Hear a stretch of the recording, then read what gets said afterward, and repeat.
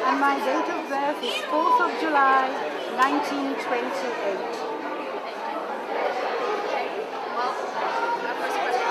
At the age of 11, how did you interpret the persecution of Jews? How did I interpret? Well, there was no persecution of Jews at that moment. That was to come. And I mean, I was, as you know, age of 11. Hitler hadn't started persecuting Czech Jews. That came a little bit later. I mean, I went to England just before my 11th birthday. And before I went, you know, apart from, I mean, we knew that we were in danger. Our parents did. Otherwise, they would never, ever have let us out of their sight. But they felt there was danger. But some of the people who lived around us, they called my mother. She must be a wicked stepmother for sending their children, you know, away. They never dreamt that we were in danger. And yet, for instance, let's go to me. There were two young boys, and it was their mother who sort of thought our mother was wicked, you know, for sending us away. And this lady's husband, soon after we left, was taken away by the Gestapo, as was my father, by the way. And this woman died, and my mother took the two young boys into her house, looked after them, you know, cared for them, and then they went with her in the end to the staging post, which was the first camp in Czechoslovakia, which was called Terezin, or Theresienstadt, you know, in German. And of course, the boys perished, you know, so she wasn't a wicked stepmother. She saved us, and she tried to save the boys as well.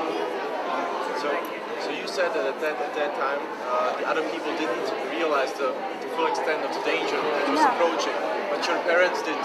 Our parents realized the danger. Well, actually, the realization came more to my father when the Germans, on the 15th of March, on that year, when the soldiers marched into our little town, and the head of them commandeered the best room in our house for his office. And,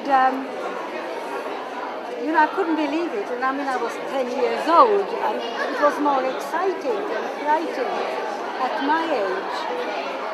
But we were sort of called into our best room, and there they were, the commandant and two officers, sitting in our lovely best room, and I could still see his shining boots, you know, pressing into a carpet my mother had made, and I just found the scene very offensive.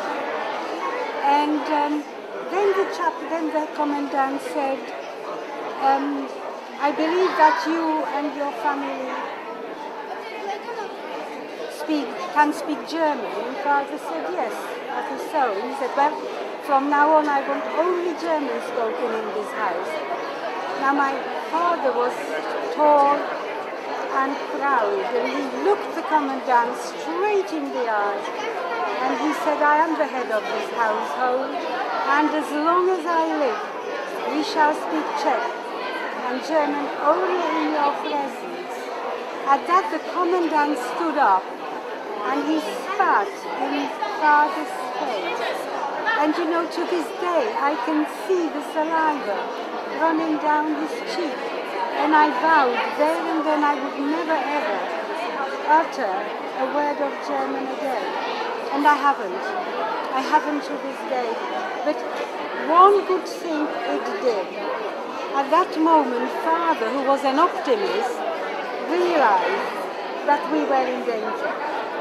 And and that something must be done about it. And it did something good to me as well. I love my country, and I love my language, and I vowed I would never ever utter a word of German again, and that I would never ever forget a word of Czech either. And that's, that's how it was.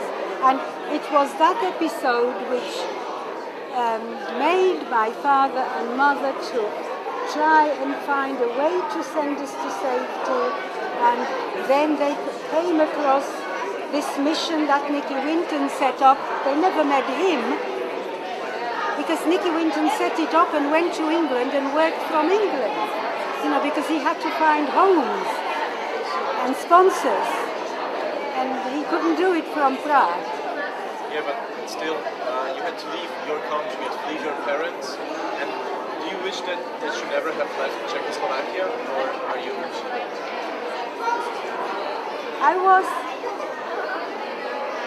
was homesick.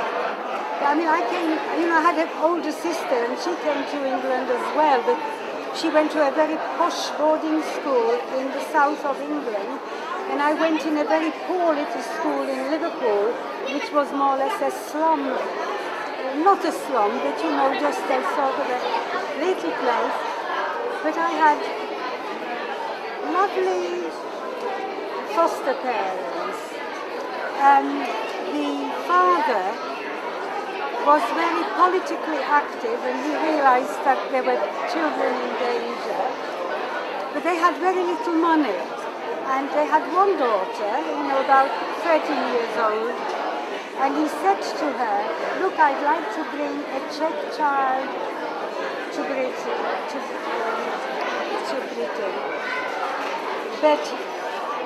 and because she's in danger. But it would mean that you'd have to share your bedroom. It would mean that we could only have one little holiday a year. And, we'd have to just sort of do less. Would you be willing to do that?" Now, on that question hung my fate. Because if she had said no, I don't want to share, I wouldn't be here today. But instead of that, she said, yes, let her come. And it's incredible. I mean, these sort of things are perhaps, your whole fate hangs on your little finger, more or less. The same like with my father, who would never let us go if it hadn't been for that commandant spitting into his face. And then I had another very lucky incident, because the mother of this girl, she wasn't Jewish, she was Catholic or Protestant, but very, very lovely lady. She greeted me with the words, "You shall be loved." And those words are the most important words any child separated from home or any child in danger can hear. And that lady, she died when she was 105 years old, and I kept in contact with her long after, because I went back to Prague, and then I went back to England. And I remember sitting by her side, holding her hand, and Dorothy, this girl, who was already grey, of course, who said, "Yes, I'll share with you." She said, "There's no point in talking to Mummy because she's in a coma." And I said, "Well, I don't mind. Maybe somehow she hears." And as I held her hand, suddenly she opened her eyes and she said, "My little Vera, you shall be loved." And she died in my arms. And those are unforgettable things. They all are in my book, I probably told you last time that my father gave me a beautiful book. I've got them here. And it was full of empty pages. And he asked me to write in it. But first of all, he wrote his thoughts and his fears, in it. And President Benesh even signed it. But have I got it here?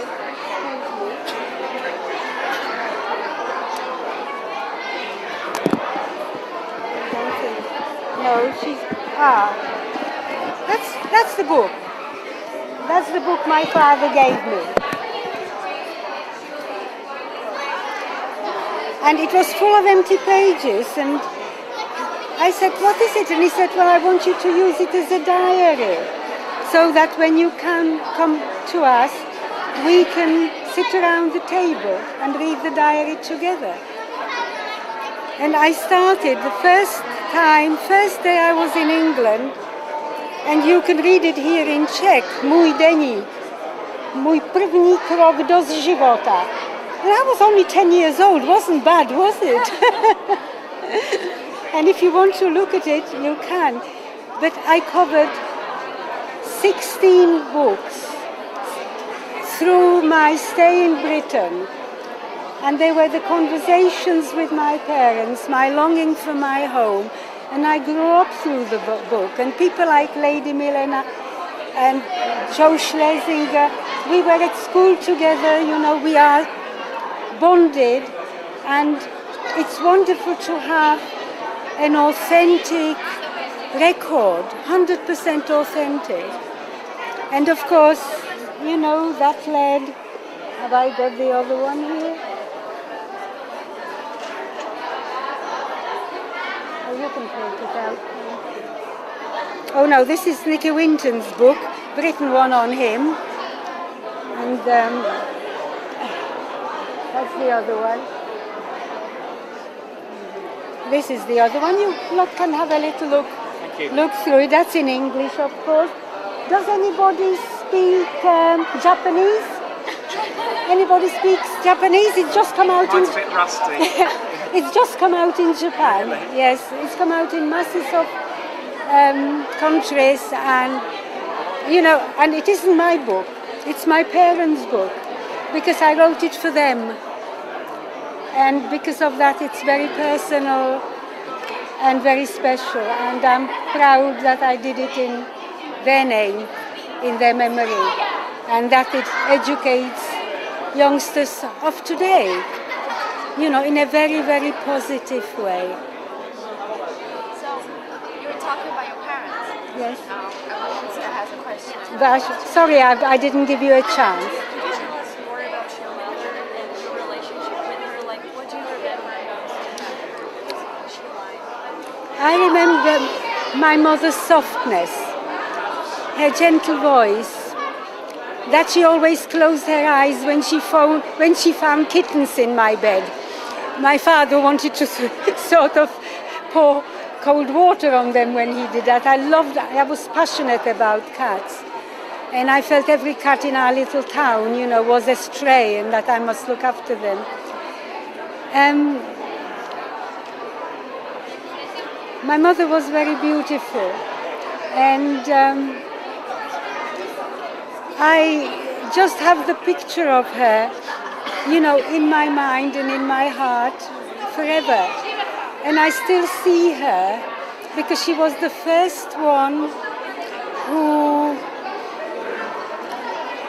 who discovered that there was some man, she didn't know it was Nicky Winton, but who was trying to get children to safety. And I'll never forget, we were sitting at supper, and Mother wasn't eating, and suddenly she sort of pushed her plate aside and looked at Father and said very softly, I heard today that both Vera and Eva can go to England. And Father just buried his face in his hands, and then he looked up, and there were tears in his eyes as he said, we'll have to let them go.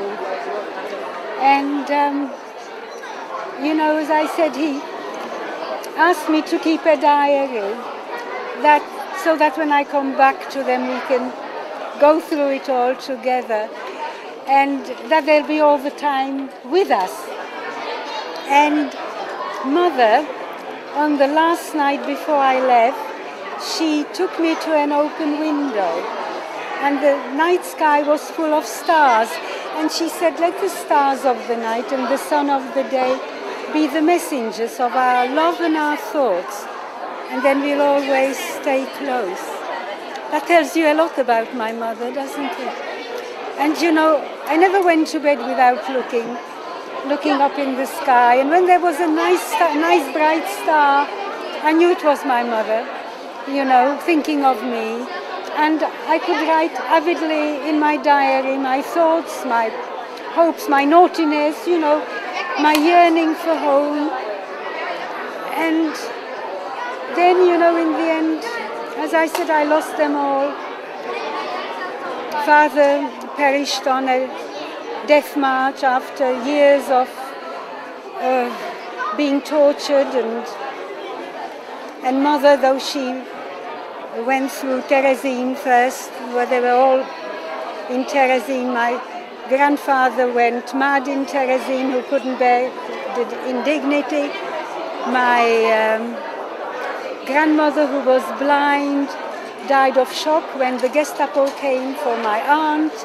You know, there was an awful lot that could have stayed in my heart in bitterness, shrouded by bitterness, because I lost all my family in such a terrible way. I mean, my mother, I had two cousins, similar ages to my sister and me, and they actually were on that last transport which was supposed to leave Prague. The day war broke out and the borders were closed. And when I did my research for the book on Nicky Winton, I found out that not a single child survived from that biggest transport, you know, including my cousins. And my cousins and my mother, they survived Belsen. I had a little note from Mother to say, I am alive, you know, come home.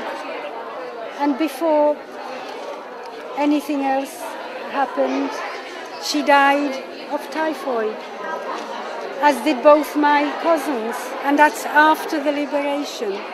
You know, it was very hard for me to accept, but here I am. I rose above it. I have them still in my heart. And it's a story also of joy, because I'm giving joy, information, and compassion, you know, to other people, the knowledge what can be done, how people can help.